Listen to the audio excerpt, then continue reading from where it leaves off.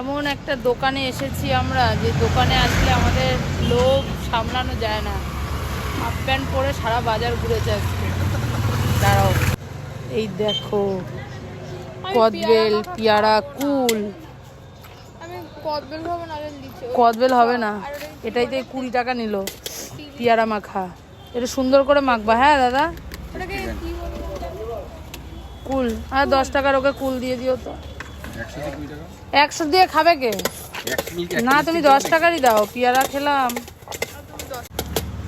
10 টাকারই খেতে পারবে না তো। আমরা এখন দুপুরবেলা, লোকে ভাত খায়, আমরা দুপুরবেলা এখন পেয়ারা মাখা, কুল মাখা সুন্দর করে মেখেছো তো, সেগুলো খাবো।